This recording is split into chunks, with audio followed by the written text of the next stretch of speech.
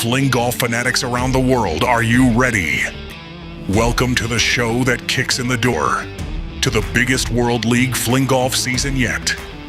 This is WLF Unleashed with the HARDCORE Harveys, the official podcast of the 2026 World FlingGolf League Pro Tour. We're diving headfirst into the 2026 season, from the 4 major tournament events that define champions, to the regional battles where legends are born, to international pride on the line in the Britain's Cup. You want the inside scoop on WLF? We've got player interviews, venue breakdowns, and exclusive updates straight from the WLF commissioner himself. But we don't stop there. Whether you're chasing a title or chasing your first perfect fling, we're bringing you tips, techniques, and proven practice strategies to level up your game. Every throw, every round, every time. This is more than a show. WLF Unleashed is the heartbeat of the tour, the voice of the players, and the home of FlingGolf fans everywhere. So aim high and let it fly. Because the season starts right now.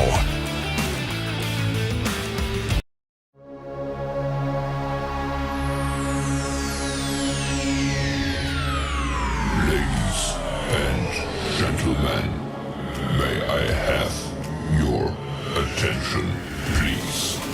The show starts in 10, 9, 8, 7, 6, 5, 4, 3, 2, 1, go.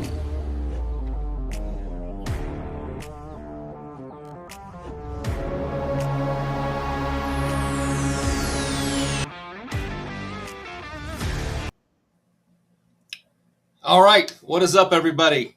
Hardcore here, and welcome to WLF Unleashed. This is our first attempt at trying out our platform that we're going to use for the WLF Unleashed podcast with the HARDCORE Harveys. And tonight, as I said, we're expecting this to be a train wreck in motion as we try to figure out how to do all the ins and outs and the nuances of this platform and how to get back in the swing of running a podcast. So we'd like to welcome you. I'm not sure. I don't have any way to tell if we're actually online.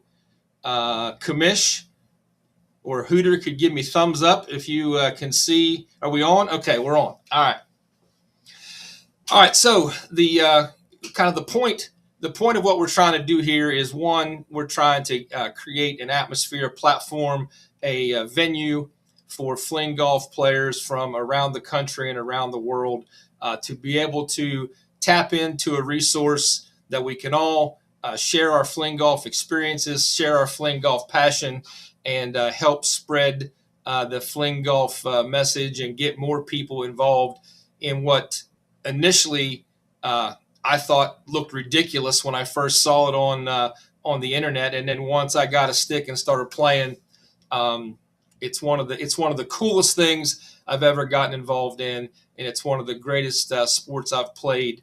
And regardless, until you pick up a stick and try it, you have no idea what you're missing. So we hope that this show can create an environment where folks will at least want to give it a shot. So this preview tonight was meant to kind of do a little bit of practice with the different tools, as well as tell you what the purpose of the show is long term. So want to show you all. This is going to be the WLF Unleashed podcast schedule, and we have set the schedule up. So that there's going to be a beginning of the season opening show. Again, this isn't it. This is just the practice version. The first official show will be February the 3rd. That'll be kind of the kickoff to the 2026 season.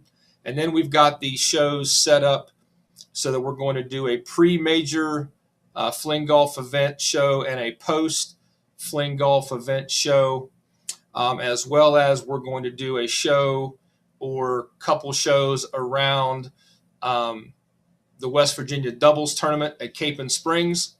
And then we're also going to do some shows connected with and related to the Britain's Cup. And then if there are other regional shows or other regional events that pop up, we can consider trying to do something to support them as well. I know that as part of the February 3rd show, we are going to be talking to Delwyn about the Texas Two-Step Open coming up in Texas, the first regional event in that area. And we're actually going to talk a little bit to the Hoop Man here in a little while about a little bit about that as well. So we're going to have a lot of information about that event coming up on the February 3rd show, as well as the kickoff for the 2026 major events season as well. And then leading up March 3rd, we'll do the preview show for the first event in South Carolina. And then on the 24th, we'll do the post and wrap up of that first event. So really going to be looking for a way that we can talk about the courses, we can talk about the players, we can talk about things that happen at these events. There's going to be an opportunity every show for our commissioner, John Prulidge, to bring us up to speed on things going on in the FlingGolf world. We are going to spend a lot of time also highlighting and spotlighting different FlingGolf players. And this is no criticism or anything. We're obviously going to still talk to the top players, but just like with everything I've done in terms of podcasts and different sports and things, I've always tried to highlight the people that were behind the scenes or that didn't get a lot of attention at competitions. So we're going to be looking to talk to some people that maybe you've not typically seen on this type of platform, as well as the WLF superstars. So it's not just going to be focused on them. We're going to spread it out across the entire field, both the men's division, the women's division, and the masters division. So I think it's going to be something everybody can want to tune into, and you're going to get an opportunity to be a part of the show and contribute as well. This is only going to be as good as this community makes it as a group. I'm going to need a lot of input from folks because I want to do sections of the show that are also about tips and tricks, practice techniques, practice drills, things that we can share to across the FlingGolf community that people have done to help them improve all facets of their game, whether off the tee or approach shots or chipping around the green, or everybody's favorite thing in FlingGolf, how in the heck to putt well with a fling stick. So we're looking for a lot of people to contribute. We're going to talk a little bit more about that at the end of the show here this evening as well.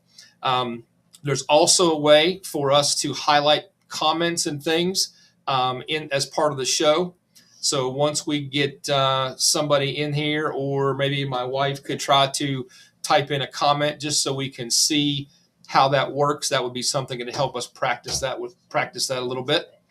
But in terms of this evening,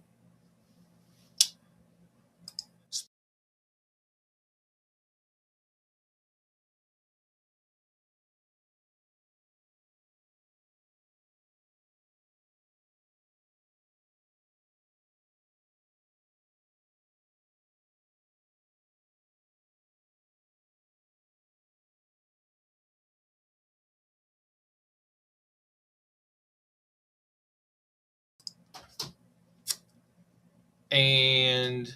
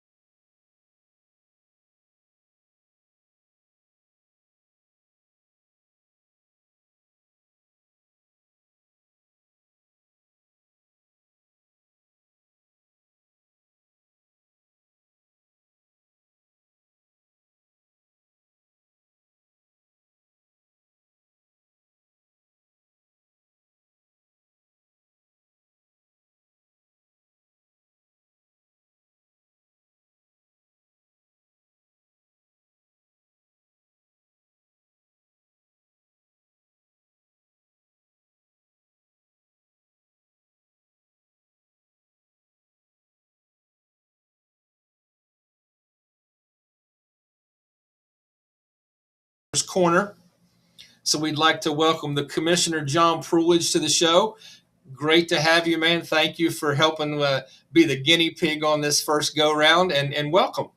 Absolutely, Jeff. No, thank you so much for producing this. This is off to a great start, and I know it's going to be amazing. All right, so you were able to see things so far. Did it look like it was fairly smooth? Yes, I think it's going just great. Okay, and it's only going to go up from there. All right, so you and I have talked several times. There's been emails back and forth. There was even kind of a little bit of a conference call thing several weeks back talking about 2026. And there's been a lot of changes from the 2025 format. And just wanted to give you an opportunity because I think you got a big email coming out. You told me like 11 pages worth of material. It's a lot, and it's one of those things like when you haven't heard from me in a while, the stuff just builds up, and it's gonna get it's gonna be long. So yeah, just to everyone out there, that there's been a lot going on the last couple months behind the scenes, but we haven't publicly announced a lot of this because we've been working out the details, most of which we've worked out. But we really wanted not to give you the really long story because that'll be in the email. But coming off of last year, we sort of came away with a couple lessons that we learned. First of all, that the way we did it last year, well, great. We got to essentially 10 different venues for the tournaments, in addition to along with Britain's Cup. But that was it was a really long tour, and we had to sort of look at it in a different way. And part of that is because of what we're trying to do with the entire community here. And the way I look at it is you've got people that go to these tournaments for different reasons. One end of the spectrum, you have the really committed top tier players that are going for the championships, and it's about ranking and the top performance. On the other end of that spectrum, you have the more casual players, or players that decent fling golfers, but they're not looking to win championships or win tournaments. But it's important to them, and they go to a lot of these tournaments because they want to be part of the community. So we're at that unique stage in the sort of fling golf, the evolution of the sport, where you can basically buy a fling stick, start learning to play, and you can very quickly, by registering for some of these tournaments, start playing with the top players. That's not going to last forever, but it's a unique and it's a way that actually the community grows, and it's why we have the best community in sports, because of that. Everyone's going, experiencing these sort of, same learning curves with the sport, and same, watching it grow and going from, playing in a tournament, seeing yourself on TV, et cetera. That whole journey, which we're really just, when we look back on this years from now, we're really just getting started. So like, I would just like to give a testimony, not because of myself, but because I would just like to be the example. Like, again, I will first admit I'm psychotic when it comes to competition. So I understand that I'm not the norm in terms of what I'm willing to do to become good at something. But like, I will say that this sport is fantastic for somebody to come in and get the skills and the techniques down. And if they're willing to put the time in, they can be good very quickly. Like, it is not something that's going to take years and years and years if you put some time in. So like, I feel like with other sports, a lot of times as we get out of maybe our younger years and you transition to where you're middle age or midlife crisis or getting into the master's time, you kind of get defeated a little bit about, well, I could go play, but I'm never going to be any good at it because, I'm getting older. And that's not the case with fling golf. Like, the skills required, everybody has the capability if they'll put in some of the repetition and some of the time to be good. So like, I would definitely encourage what you're saying, like, pick up a stick and let's go.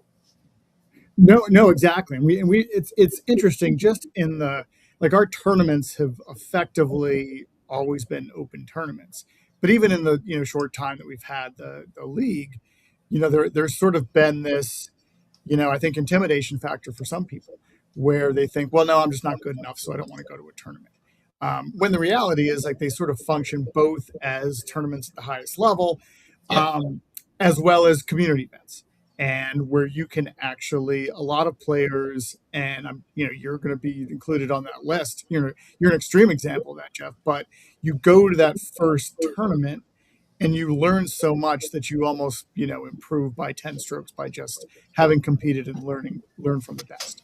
Yeah, like I remember the first tournament I went to, the Treasure Coast Open. Right. And like I went down there with the whole mindset of what I had already convinced myself I needed to be able to do. And I got down there and I played a practice round with Main Event and the Mountaineer, and they just started laughing at me. Like, and I'm like, what? They're like, you're not going to be doing that in a month. I'm like, no, this is the only way I can do it. Like, I've tried it the way you're doing it. I can't do it. And they just kept giggling. And they're like I went to the next tournament, and I remember Mountaineer coming up and bumping me in the shoulder. He goes, "You still throwing that low to high shot?" And I'm like, not a bit. So it's just funny that when you go with the expectations of what you think that you need to do or be able to do. And but I will say that the part of the thing that really drew me in was that everybody there wanted you to be successful. Right. Like I mean, clear up through the entire year. Like, even down there at the last two tournaments when Doc and I were within striking distance of each other, like I really felt the whole time that he wanted me to be successful and I wanted him to play well. Like there was never, I never felt like it was, man, I hope you missed this shot. Like it was just, everybody was encouraging all the time. So it's a great community. So again, I didn't mean to interrupt you there. I just got off on the. No, but it's a great sort of segue, because that was the important thing. And it goes back to that first tournament that we had at American Classic back in 2022, just coming out of COVID. We'd never had, an organized tournament. We sort of didn't know what to expect. But the one thing that came out of that was everybody was sharing techniques, and the community was just, not established that day, but it was, you had sort of lifelong friendships that were made there. And you started this just feeling of like, yeah, you want to help other players because the growth of the sport is actually the most important thing. And Sure. That just carries on, so that when we've got, new players at tournaments, you want to give them that helping hand. It's why we, always reward, newcomers to our tournaments, because we need that to continue. The idea isn't to, keep things stagnant. Growing even if it's the casual players, is actually the most important part about growing the sport. So talk to us a little bit about, because one of the interesting things, and I think like now that I've got a better understanding of the whole thing, like I really think it's a great idea. The concept of going with this pro division and then an amateur division, but in the amateur division you can play your way into the pro division. Like what was kind of your thought process behind those things? So it was a couple things, Jeff. It was, first of all, like I said, we're trying to sort of serve all different types of players with these open tournaments. That won't, be able to last forever. So we need to start sort of the structure of having these sort of pro and amateur divisions, and maybe it's more divisions than that. It could just be all different sort of skill levels, but having this sort of segmented pro division.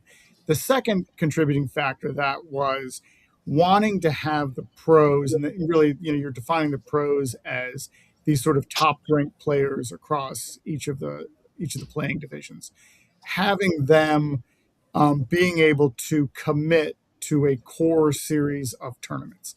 Because one of the issues we had last year when we had, effectively 9 individual tournaments, was that you didn't, you got some that were able to, go to most of them. You had, some like one person that was Tom who made all of them, all 10 tournaments on the tour, which was amazing. But we can't expect that from people. People have day jobs, people have families, people have lives, and they give a lot to FlingGolf. And so what we really wanted was for the top players, we wanted them sort of committing to the same tournaments. If you remember, Jeff, like especially within the Masters division, I don't think we had the top 5 Masters until like maybe not even Pennsylvania. I think it was more like, I think it was Missouri that was the first one last year that we actually had really the top 5 Masters all at the same tournament. Yeah. And so really creating this pro division allows us to, create the future structure, put a lot of actually attention, the more media we focus on the sport, the league, on those pros, the top players, in the sport, but also then limiting the number of tournaments that we want all those pros at, while at the same time keeping them open by still allowing, amateurs to play in that pro division, as well as make their way into, qualifying then for the pros, whether it's in season or it's next season. But there's going to be a pathway. It's not the idea is that it's locked in, and we're going to add pros, throughout the course of the year based on their performance at these tournaments. So is it going to be at one point, I think you were talking about like there would be 3 play-in spots for amateurs at each event.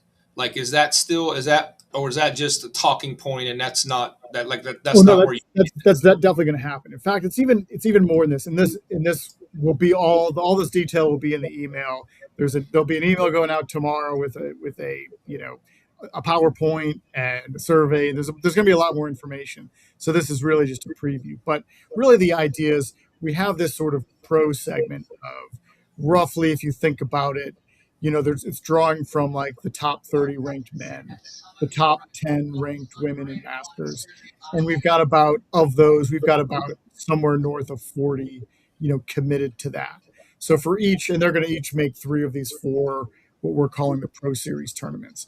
For all those that make that tournament, there's then going to be everyone plays as normal. Everyone plays day 1 on the in a shotgun. Pros and amateurs alike. So anyone that registered for the tournament is playing that day 1.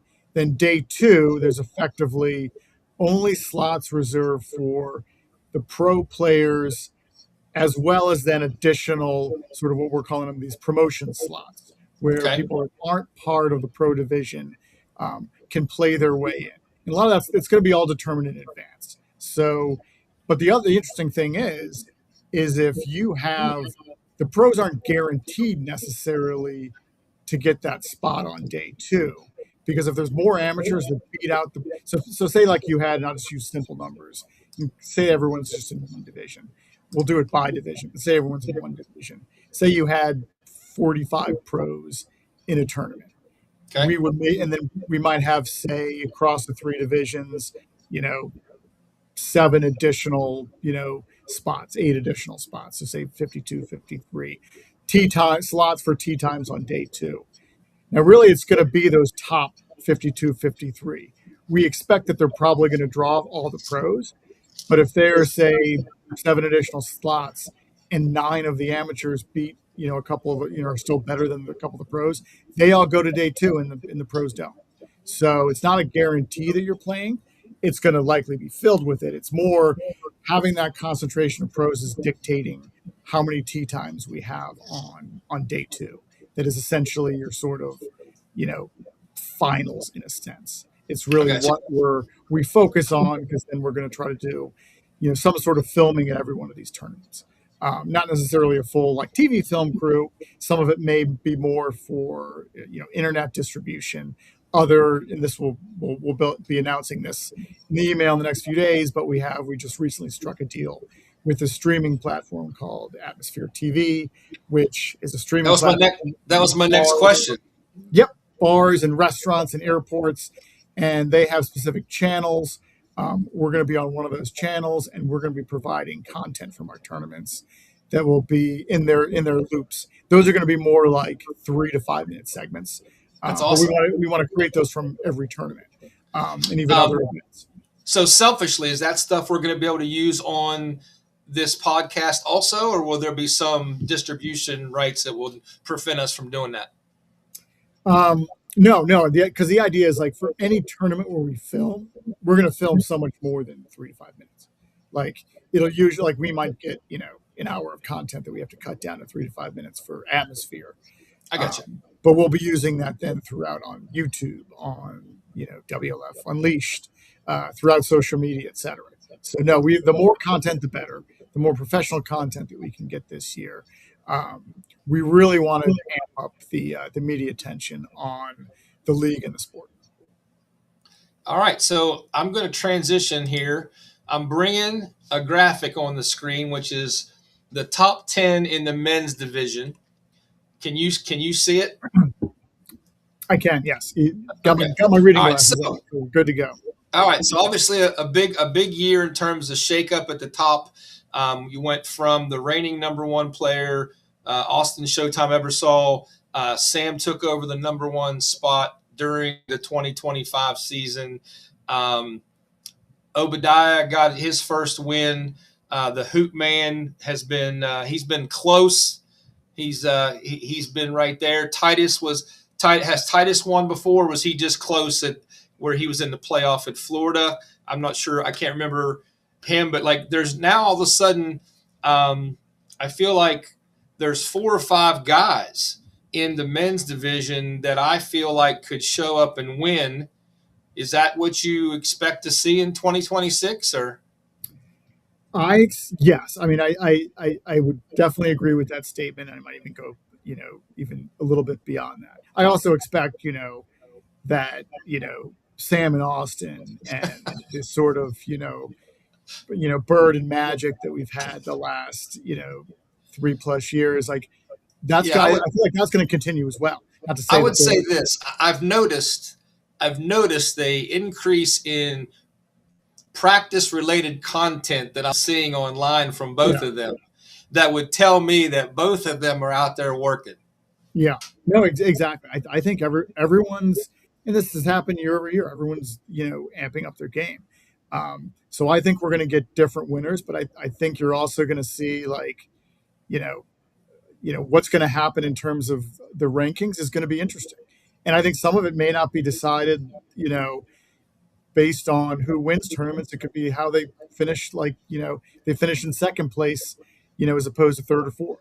And it's going to get really interesting because you're going to get the Harder brothers. You're going to get Hoop Man. You've got Jake out there. That's always a threat. I'm going to ask you the tough question, Kamish, because I got the Hoop Man in the green room. Yeah.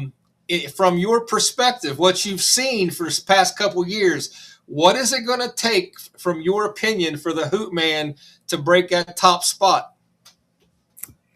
I think it's, I don't know. I personally think it's a matter of time. Keep doing what you're doing and grinding. And because we've seen that even though, within the men's division, it was, Austin and Sam throughout the year until Obi won in San Diego. We had a lot of playoffs throughout the year.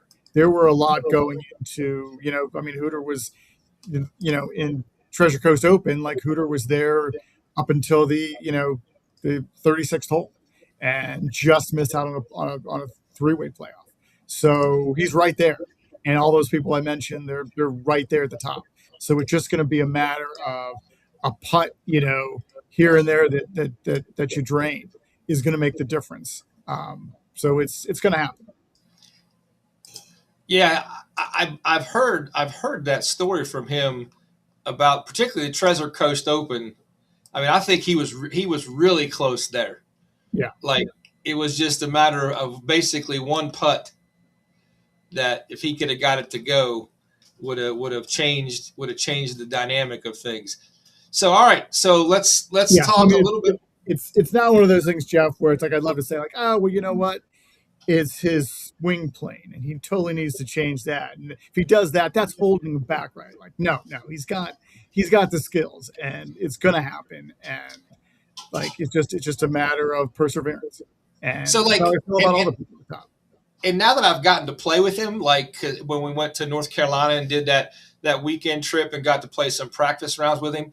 Like, that dude can get it going. Like, if he gets in the zone, like, I don't know that I think there's anybody better when he gets it going. It's just a matter of keeping it going. I think sometimes, like, he'll get into a zone where he'll play 8-9 holes, and like it's like nobody can touch him. Yeah, and I think this isn't. I wouldn't say this like specifically about the Hoop Man, but it I think one of the big lessons I would give to players, or the advice I give to players really across all divisions when you're competing really to win tournaments is, at the end of the day, don't let one bad stroke turn into 5 bad strokes, or don't let one bad hole turn into 5 bad holes, because that's the kind of stuff that will cause you to lose tournaments. When things, and I'm not saying like that's specific to Hoop Man. It's really just. I'm not gonna make you talk about it tonight, but the best meltdown I've ever seen was by the Hoop Man. You talking about North Carolina? Or you? I'm talking about at the American Classic. Oh, okay. All right, so let's transition to the Masters division. Yeah. So I put up the Masters division end of the year rankings. I was fortunate enough to be able to win, so very thankful and very blessed to have been able to do that. But there is, again, I think there's more players in the Masters division that could win even in the men's division. Yeah, that in last year that was certainly true. I think it was for the first. What was it? The first. Really, the first 4 tournaments, we had different winners in, I think, each of them. You had, throughout the year, it was until, the end of the year. And then you really started to run away with things. And the question is, are you going to pick up where you left off, or are you going to let them catch up a little bit? But like you said, that division is just stacked with people that have won tournaments and, have the ability to win tournaments. So well, I'm going to tell you that my personality is I'm going to do my best to not let them catch up. But like I think about that tournament in Pennsylvania all the time, because like I went back and when I looked at how I played, like I really played pretty well. And Doc Sanders just was, he got on a run that it was unbelievable. And like, I think that can happen. I think that can happen. I've played in the doubles with Tab, and Tab can do that as well. Of course, Greg Arndt won the American Classic up there, and Cutter can get it going, and don't count out Aqua John.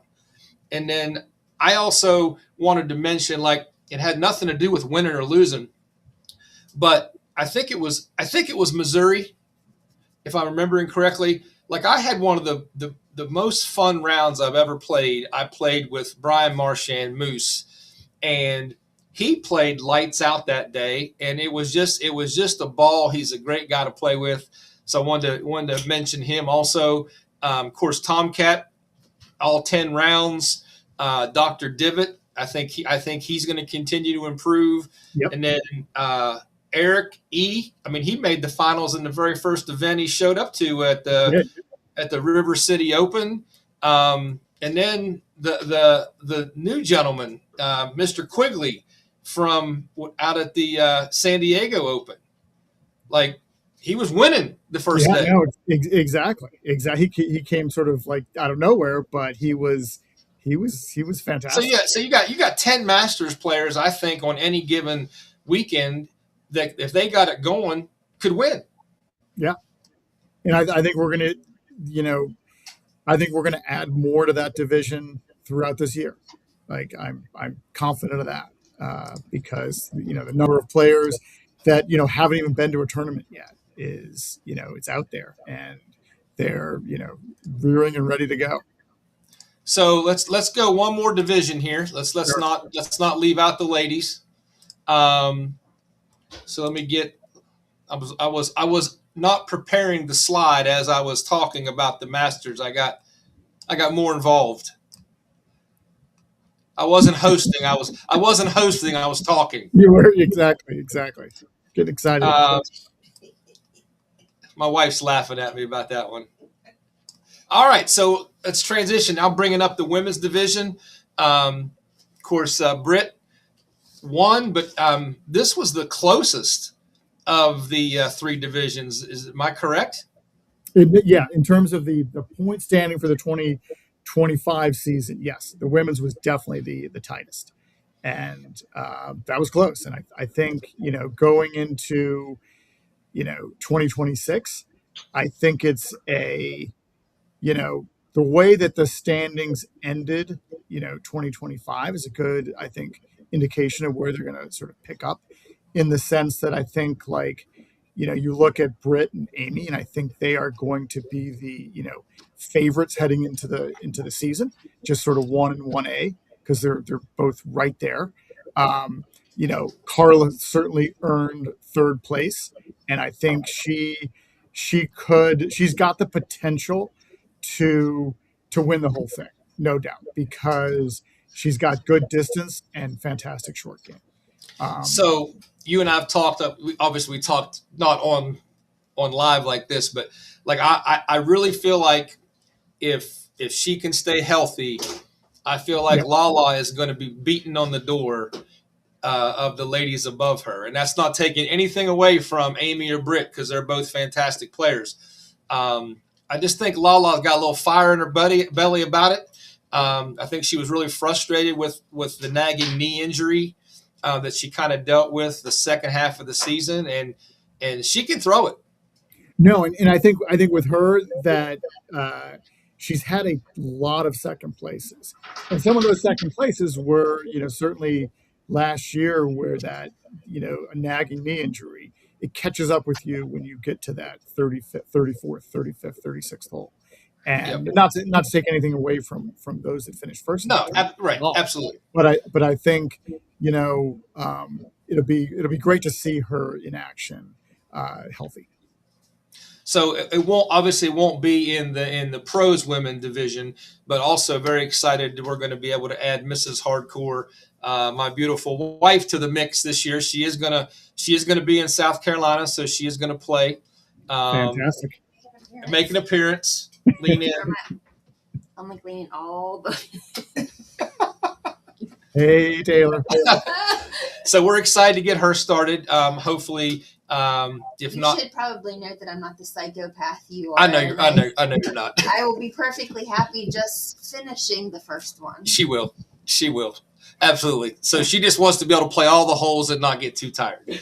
So we have different goals. Goals. But hopefully by the end of the year or into the next year, she'll be able to be on this list and move up into the women's pro division as well. So hopefully we can convince her to do that. I ordered my creatine today. All right. So what else? What else do we need to kind of cover from your perspective there, Commish? Yeah, just to cover, and we will give, the email, PowerPoint, everything going out public tomorrow morning. We'll have all the details in it, but it will have, essentially these 4 pro series tournaments, which are, they're going to be, and we don't have a graphic or anything like that, but I could walk through them right now. The locations and the dates. The first one's in the middle of March 13th to 15th. That's at Old South Golf Links in Hilton Head, South Carolina. Old South is Scott Adams, the owner there, he's had fling sticks there. He was sort of an OG, FlingGolf proponent, and he's really sort of amped up his promotion of the game in the last year. So that's going to be a fantastic way to kick off the Pro Series. We've never played down there, and it's a beautiful golf course, beautiful country. Back in May, a couple of weeks earlier, May 1st to 3rd, New Storm Classic is going to be. We're going to have it again at American Classic in Lewis, Delaware. For anyone that's been on the tour, that no surprise there. July, middle of July, we're going back to Pennsylvania, although a different location in Pennsylvania. It's going to be in Greencastle, Pennsylvania, which is sort of southern central Pennsylvania, near the Maryland border there.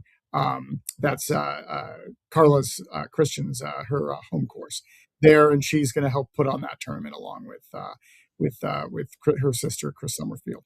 And then the last of the Pro Series tournaments is October 2nd and 4th.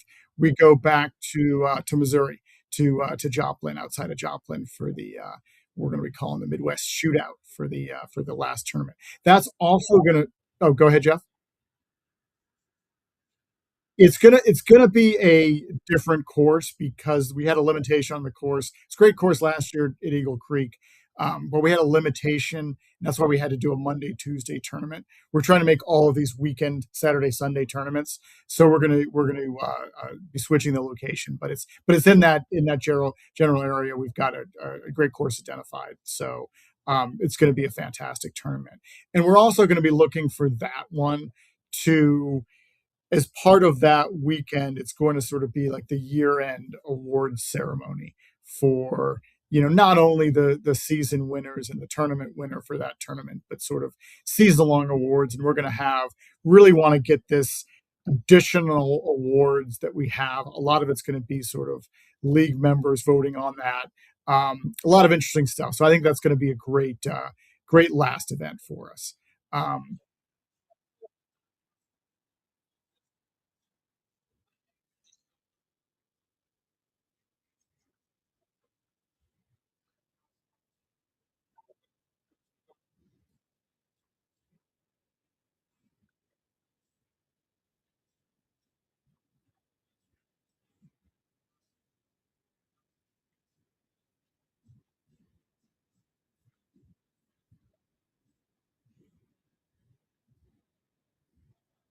That we're going to try to sandwich these podcasts as a leading up to the event, so we can talk about the course. I'd love to talk to the folks there at the courses, like whether it's the course superintendent or the pro there, to kind of let them talk about the course itself. And then obviously then afterwards about the things that occurred, and incorporate some of the video footage from the events and interviews and all that into the post show. So that's the plan for the podcast, in terms of how we want to have it be in conjunction with these events.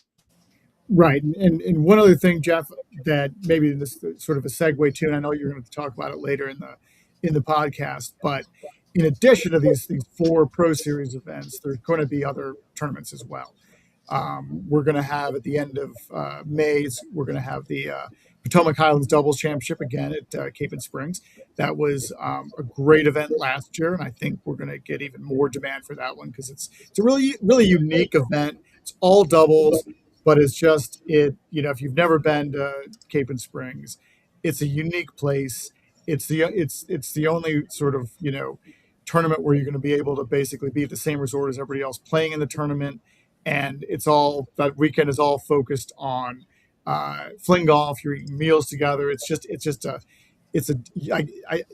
hard to describe it if you haven't been there, but if you're thinking about it, talk to people that have been there before. We've done it. This will be the 4th year, and it's like going back. It's like going back in time to go there. It's great. It's they don't make them like that anymore. It's the best way. It is definitely a place in a bubble. Yeah.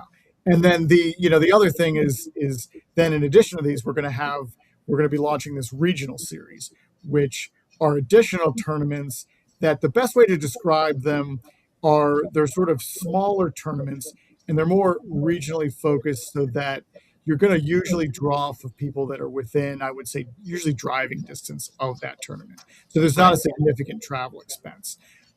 They'll probably have more amateurs and pros in theirs, only because the pros are committing to these Pro Series events. But if there are pros that are local to that region, or just for whatever reason want to go to the tournament, tune up, etc., then they're gonna certainly be welcome at those tournaments. You also don't have to necessarily be regional to play in those tournaments. So people, if you want to jump on an airplane and go play in a regional tournament, great. It's a great way. Like, if certain dates for the Pro Series events don't work out, then, or you just want to try on a sort of smaller scale, then go to one of these regional events. Our first one is going to be actually before the Pro Series even launches. at the third week of February in Corpus Christi, Texas. We've got Dell putting on the Texas Two-Step Open. Yep. We're also hoping to do regionals, other places in the country. A lot of places where we've been in the past and will go in the future for Pro Series events. But places like Virginia, North Carolina, New York, Florida, Colorado, California. Just places we've been to, had fantastic tournaments in the past, and we'll go there in the future. But in the meantime, a smaller, regionally focused tournament is a great way to give people other playing opportunities Sure. without sort of stretching our top ranked players. So last question, we'll get you out of here on this. Have you decided how the regional tournaments, are there going to be points from those that are going to weave into this? Like, how are you, has there been any decisions on how that's going to work? There have been no final decisions, so I can't actually release like the details of how we do it, because usually I don't like to publicly announce stuff until all the details are worked out. But I can give you sort of like some of the thought process behind where we're probably going with this, which is that we're going to find some way to incorporate them into the points / ranking system, but it's going to be in a sort of different way. And just for people, like, off the top, when I talk about points, like, I talk about season points, which are cumulative, and whereas the rankings thing is an average concept. I got And you. for like the cumulative, really for like the pros to determine a pro champion, a champion for the pro series, it's going to be looking at that pro division over the course of those 4 tournaments. And really, I think we're going to take the 3 out of 4, your best scores, and 3 out of 4 of those tournaments for that pro division, to determine like the season long champion. Now, rankings is a little different. And maybe the analogy, if you're a golf fan, is sort of world golf rankings versus like a FedEx Cup. Okay. The point standings is more like the FedEx Cup in terms of like its specific tournaments and your performance in those, where the world golf rankings incorporates a lot of different things. Now, for your typical pro in the pro division, that ranking is largely going to be maybe exclusively determined by how they do in these pro series events. Now, for amateurs or people that are sort of threading that needle, prospective pros, those regionals may have other ways to help your ranking. Okay. But it's what we can't have is that, like, a best example is, let's use like Britt and Amy as a great example. Say that like their ranking was the same as like their points where they ended last year, where they were really close. And Okay. based on like a couple, say, pro series tournaments, they were in the middle of it. It wouldn't make any sense if we had a regional tournament in pick wherever, say Colorado, for one of the two to go play in that and get a bunch of points and basically flip flop, become number one when the other player didn't play in that tournament. So for your top players, there's no real good way to incorporate these. So it may just be that regionals don't necessarily count towards their rankings. But for other people, it may actually make a difference. And a lot of it's going to depend on who plays in those tournaments. But you want the top end of the rankings determined by those top tier tournaments. So anyway, like, that's a sort of vague way of saying how it's going to work. But we need the details on specifically what that means for an individual player, whether they're second ranked in the world or trying to break into the top 15 or top 30, etc. I got you. But it's likely going to be that it's going to apply, how those regionals, what they're going to mean is going to be different for different people. Because fairness and accuracy of what those rankings mean is really the ultimate goal. But having a pro and amateur division allows us to do different things. We can certainly do cumulative point totals as well as rankings on for amateurs that are not in the pro division. We can come up with unique ways to do that. That's some of the stuff we're exploring. You've got representatives of the CAC, others that have weighed in on it. Tim Durr out there has done a lot of work with me behind the scenes on coming up with fair way to look at this, because that's our goal at the end of the day. Sure. Well, man, we appreciate you taking the time to sit down with us and basically kick the tires on how to make this work. And appreciate your time that you spent with us tonight, man. No, absolutely, Jeff. And yeah, like I said, lot more information coming tomorrow. This is just a preview, but I look forward to being a part of this podcast throughout the season. Going to do Absolutely. great things with this. Absolutely. Thank you for joining us, man. All right, absolutely. Take care now. All right, ladies and gentlemen, here we're going to transition real quick. And listen, we're getting ready. So big announcement or big email coming from the commish, John Prulidge, very soon, even tomorrow, I think he said. And then we're going to get ready and bring our good buddy and fantastic player in his own right. Getting ready to bring Mr. Hooter on the show with us. So I'm going to see if I can get his mic unmuted. All right, Mr. Hooter. What's going on? What's up, Hoot, man? How are you, brother? I'm good, man. I mean, you ought to be good. You ought to be good. You live down there in the land where it's never like colder than 70 degrees. Hey, listen, it was a little chilly this morning. There's some frost on the ground. Yeah. How cold was it there? I think we hit like high 30s. Really? Well, it was 15 here. Oh, well, we don't have that problem. Not often, anyway. All right, man. So you heard us talking a little bit about you in the earlier segment with the commish. Tried to put him on the spot. So tell us about what the Hoot Man has been doing in the off season in preparation for 2026. Sure. Well, it's looked a lot like last year. A lot of weight training, just adding strength and some mobility, and seeing if we can generate a little more power in the throw, make some throws a little bit easier. Not a whole lot of stick movement right now. I've probably only picked it up maybe twice in the last 6 weeks. But that's about to change. Is that on purpose? Like, do you do that on purpose? Yeah. The end of last year really had an elbow injury in this left elbow, which is exacerbated every time I throw. And so wanted to give it plenty of time to rest. After the Hooter Invitational there, I didn't touch the stick I don't think I touched the stick till January 1st. And so I played twice since then. Neither one like particularly, aggressive play, but yeah, just really focusing on weight training, trying to lose some weight. But let me tell you, that ice cream and cake, no joke. Me and Titus, we got something in trouble there with Dude, weight loss. It's so hard. It is so hard, man. It is hard. Like, well, it was worse when I used to own an ice cream truck. That was worse. But thankfully I got rid of that. So really there's no excuse other than my own inability to be disciplined. Yeah, right. That's what it comes down to. That's what it comes down to. Yeah. So how the couple times you've played, has the elbow been okay? To be honest, not really. I mean, it's okay when I throw, but the next day is when I feel it. So, gotta watch it, see what we can do with that. I mean, you could be the first guy that has to retire from FlingGolf due to an injury. Well, they call it the fling elbow. Yeah, it's very similar to tendonitis. I think they call that, but yeah, it's very similar to that. That's what I don't want us to call it. They just call it itis. Yeah. So all right, it's been an issue.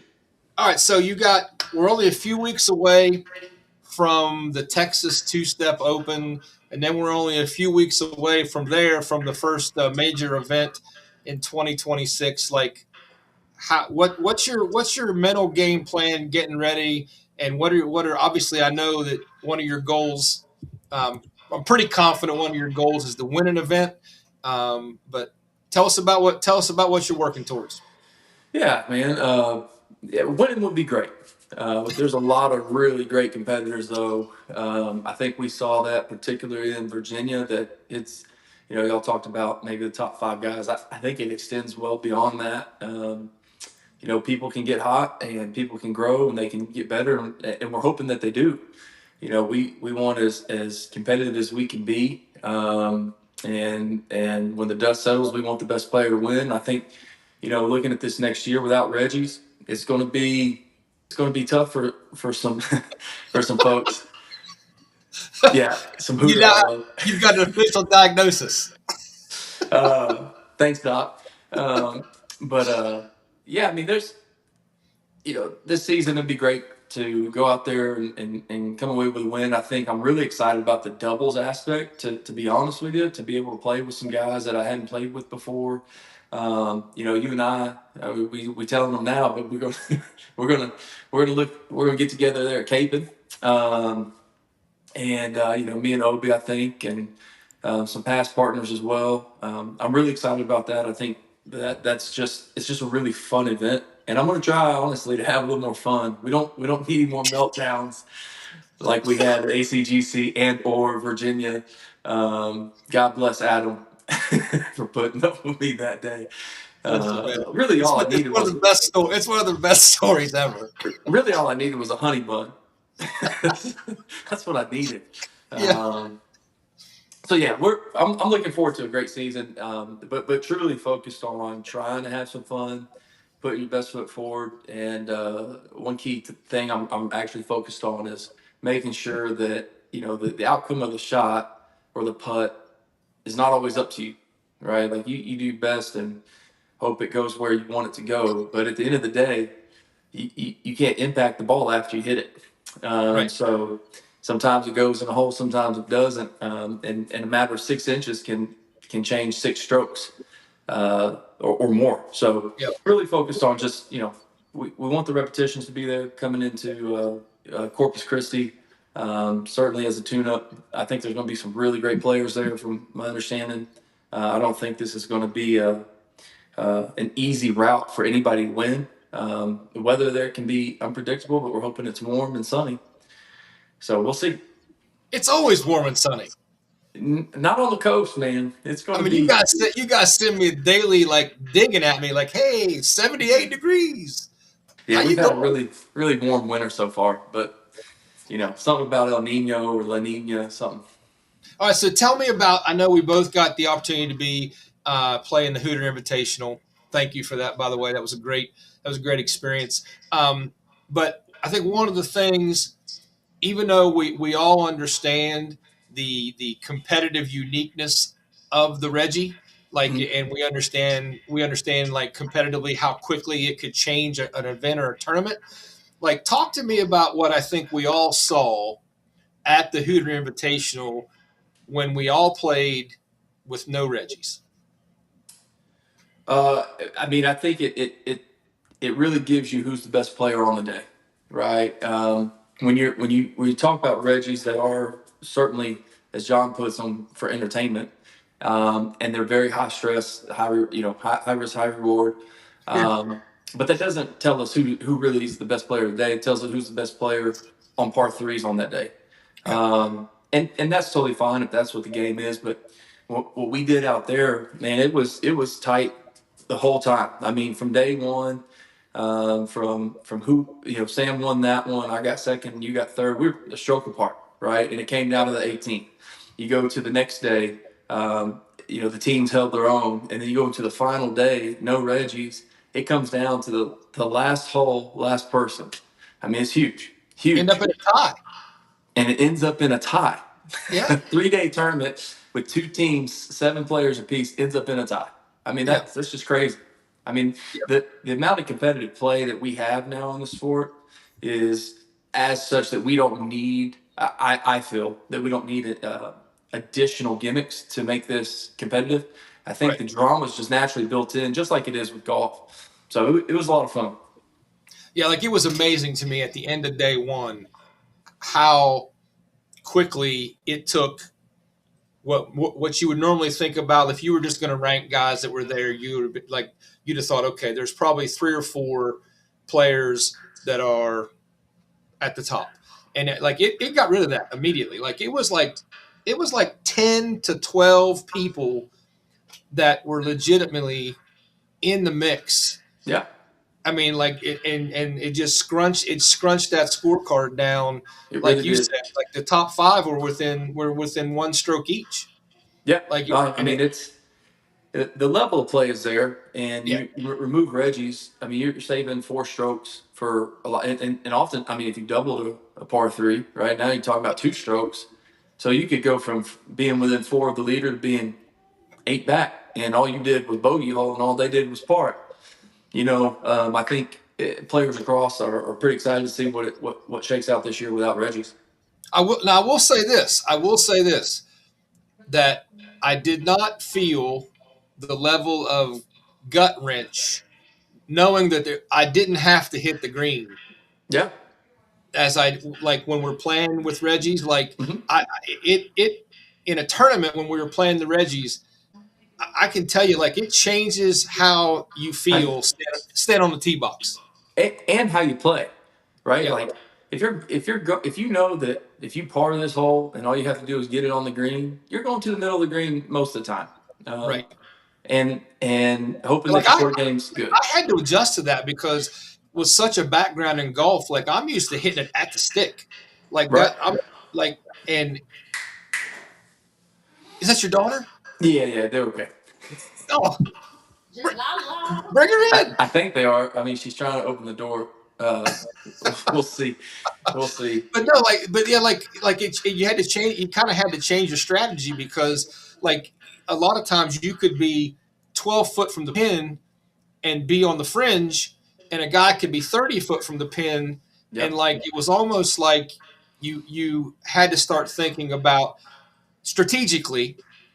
I probably got to play that center of the green shot because the risk reward.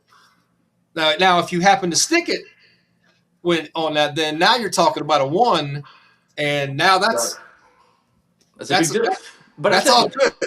I tell you what it does is it penalizes a person who's able to scramble. Right? If somebody's not able to stick it to the pin, or they're going more at the pin, now all of a sudden the best thing they can do is either chip it in for a birdie or Yeah, hope for a par. But then other guys that again they're 50 feet away on some of these greens, yeah. Well, they end up with a birdie. I'm interested to see whether we see the immediate score scrunch that we saw at the Hooter Invitational in whether it's the two-step open or whether the first event in South Carolina. Like I'm interested to see whether that happens naturally like we saw it. Yeah, I mean I think it's going to be a stroke here, stroke there, not 10 strokes Yeah. between number one and number 10. I think it's Yeah. going to tighten it up some. At least that's the hope. All right, man. So you calling it now? You're gonna win the two-step open? Man, I don't want to project what I'm feeling. I honestly, it depends on a number of factors. But there's a lot of really good guys that are going to come down and Let's play. see. It's going to depend on this right here. Hooter elbow. It's going to depend on the Hooter elbow. Well, I should probably throw a ball sooner than the tournament. That would probably help. So, how about the putting? How I about know, how I know about you've the been putting? tinkering. I know you've been tinkering with the putting. Last year I did a big switch last year. And I played really well in Florida. Putted, had some issues with putting round two, but still made some stuff to stick around, like you talked about earlier. But at the end of the day, the next like 5 tournaments, I couldn't put a ball. Couldn't. Gosh, I don't know what was going on, and we get to Virginia, I think, and I was like, man, I just can't putt. I could not putt, and so I finally listened to you and Todd Nath, and took a few surveys. And I tell you what did it for me was Michael Arndt. I said, hey man, you've actually him and David Norton. I said, hey, I watched David. Man, he putts lights out. He is so good at short game. And I said, hey, do you use weight balls? Yeah. And I tell you what it was for Virginia, at the 36th hole. Michael, it is Michael Arndt, right? Yeah. Yeah. So Michael goes up there and drains like a 23 footer down the hill left to right. to, I think he got third or fourth or something. And he'd been putting like that all day apparently. So I said, "Hey, are you using weights in there?" And he's like, "Yeah, yeah." So I said, "All right, fine. Fine, I'll have to try out some weighted putt and slug." And so I did, and then I'm tinkering with that a little bit, but I'm pretty heavy. I'm at 16 ounces right now. Attaboy. But if anybody's on the fence of trying to add some weight, just do it because it is so much similar to actual putters. It's just I would use a sledgehammer head if I could, dude. I think at some point there's a diminishing return on how much weight you I have can't in even there. I can't even get the putter back. It's so heavy. No, well, it'd be great for short putts. All right, so listen, I threw up the rankings Yeah. into the season points there. So you finished fourth. Yeah. You feel like that's where you kind of should have settled in, or do you feel like you left some out there? Oh, definitely left some out there, but who doesn't do that? I think Austin's sitting in second saying the same thing. I want to say thanks to Titus for not going to all the events. I really appreciate that. Oh man, no, I think realistically, this is a great season for me. I think overall, everybody that's in the top 20 has had so much improvement. You look at scores from 2 years ago, what Sam and Austin were winning with, and man, that's just what we're doing now as a group, and to win is really special. You got to have a really special performance like Sam did in Pennsylvania. Yeah. Austin and Titus battling out in Florida. I mean, there's been some really great moments. Points wise, I'm thrilled.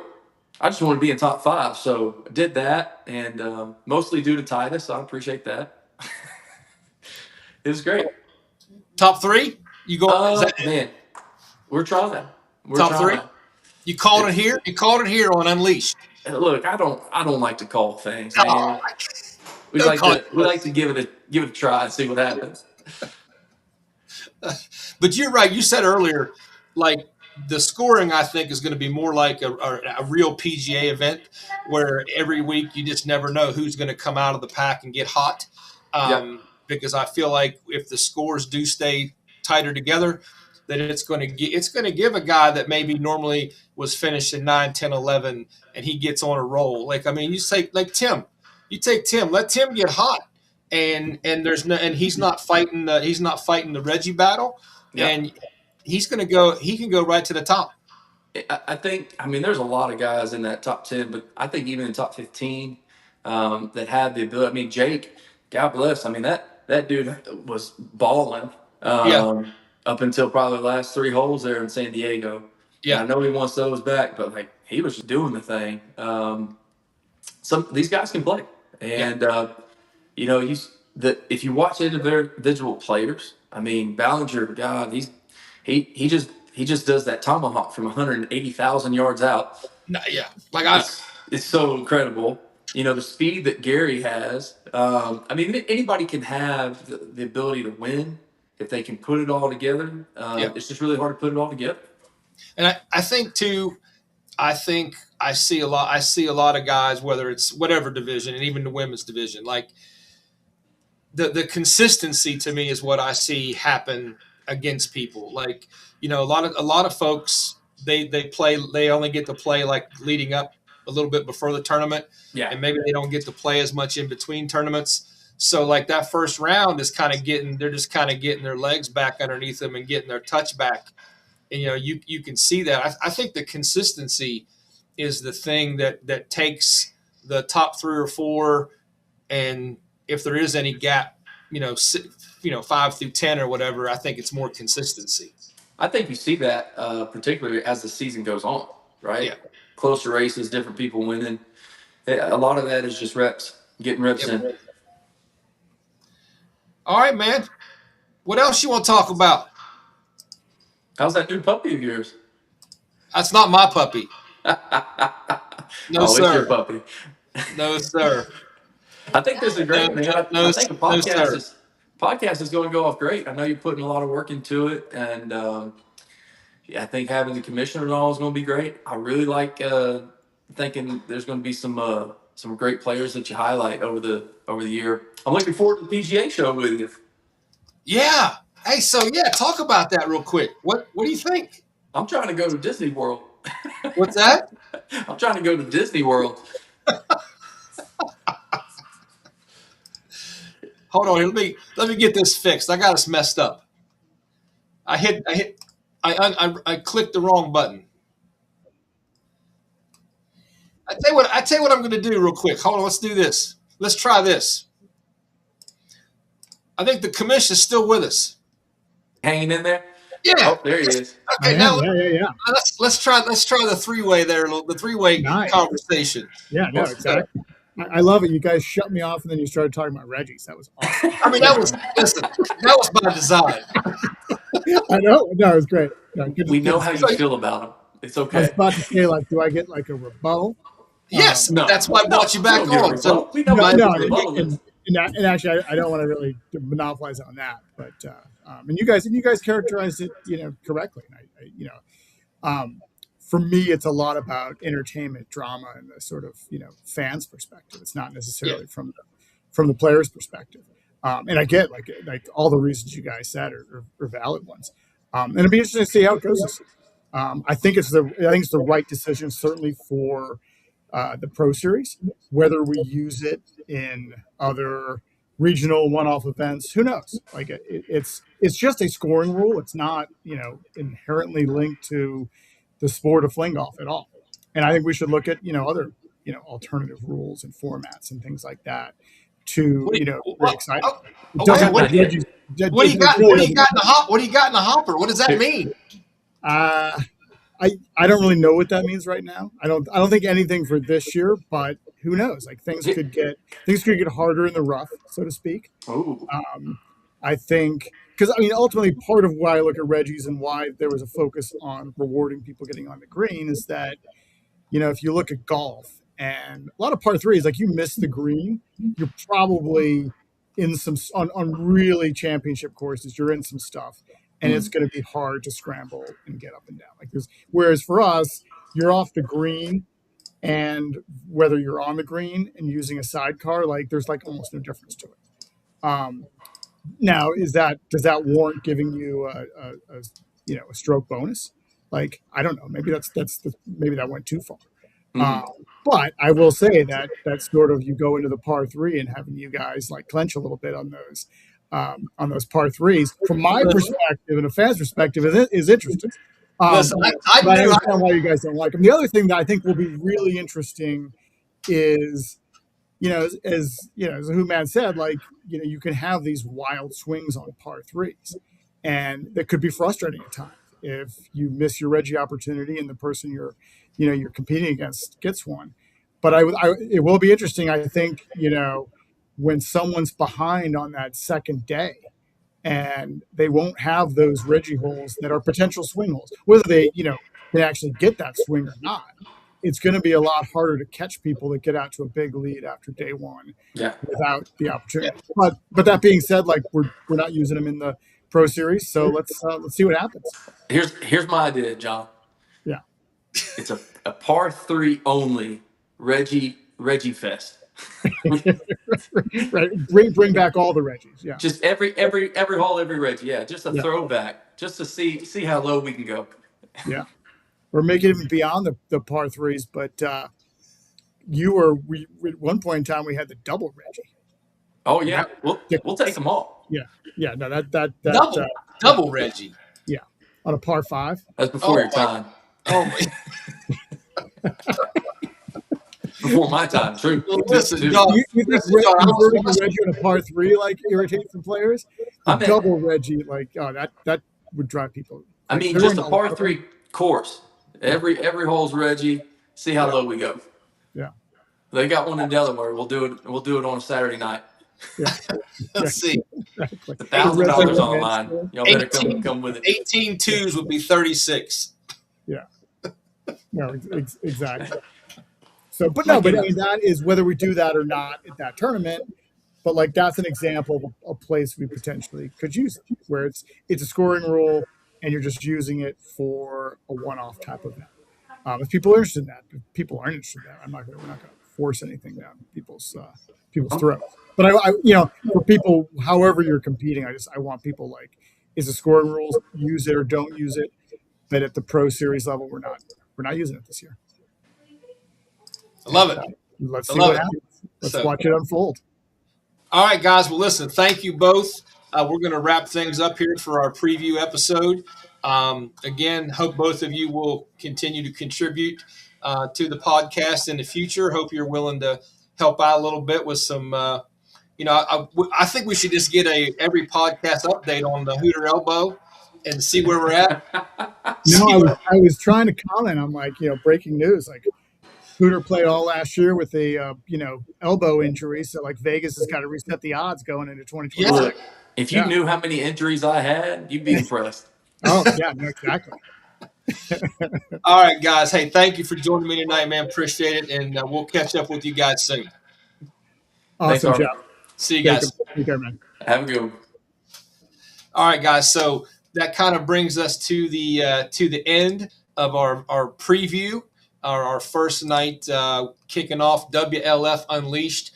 Thank you for those of you that were able to stick around and kind of hang out and contribute. Thank you for the Hooter Elbow comment. That was fantastic.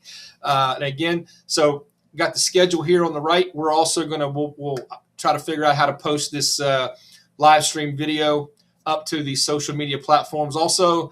So if you weren't able to kind of catch it tonight, and then also we're going to we'll be dabbling with breaking the podcast up into clips for social media and sending those out as well. So the last thing I wanted to talk with everybody about was contributing to the show. So if you have some things or ideas, or you have a drill you do, or some type of practice strategy or training strategy, anything like that you'd be willing to come on the show and talk and be a part of it, please send me a message, shoot me a message so I can basically start putting a list together of folks that are interested in being a part of the show. And that way I'm not bugging people that really don't want to be bothered, and I'm just working with the folks who would like to be a part of it. And then the last thing is I'm gonna plead to everybody. I know we've got a lot of great FlingGolf content and everybody puts it out there, but it doesn't always seem like all of us do the best job we can do of sharing and making sure every one of us are pushing the FlingGolf content as much as possible. So if everybody can, please share this live whenever everybody's putting stuff out.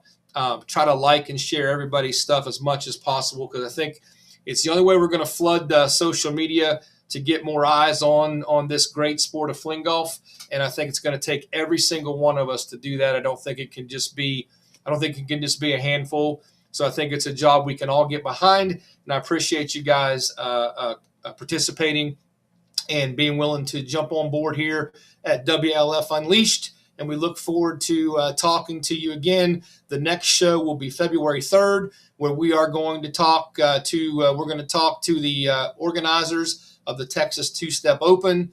We're also going to talk to folks at the first venue for the first major in South Carolina, and we're going to line up some other special guests and things like that. So again, stay tuned. Look for us again on February 3rd. We thank everybody for tuning in tonight. And with that,